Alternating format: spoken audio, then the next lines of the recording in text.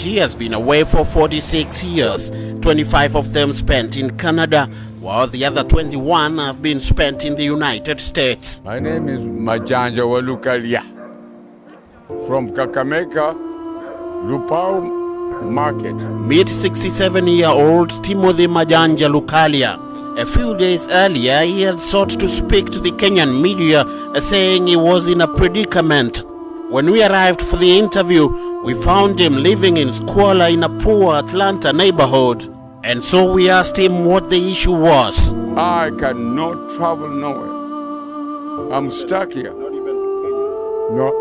In his heyday, Majanja was one of the few Kenyans who seemed to have made it in Canada. He was a common figure in the state of Alberta.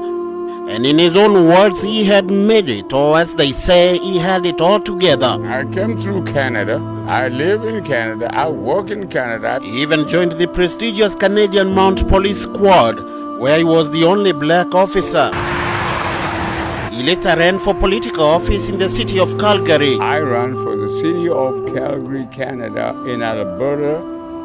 And at the same time, since we didn't win, I gave a shot at the election for mayor.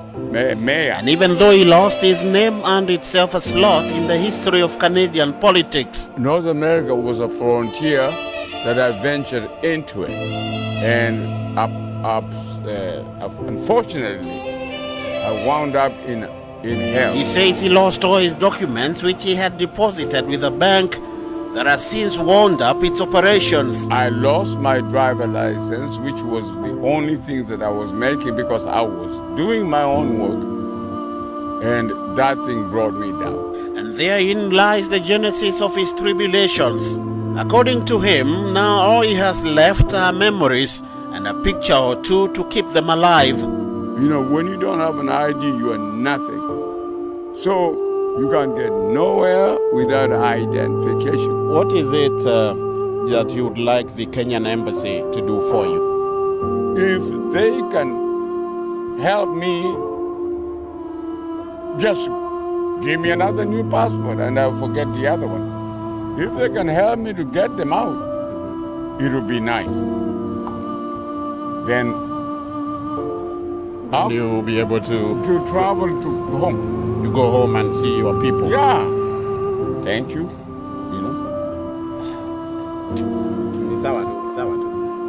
Now an obvious pale shadow of his former self, Majanja says he has not lost hope of visiting his relatives, one of whom he claims is a high court judge. I thought I was strong enough, but it's coming to a point where I need help. Now off camera, the man tells me that should he be granted his wish, he would hop onto the next plane to Nairobi. But his only hope now lies in the Kenyan government through the Ministry of Foreign Affairs. BMJ Mridhi, NTV, Atlanta.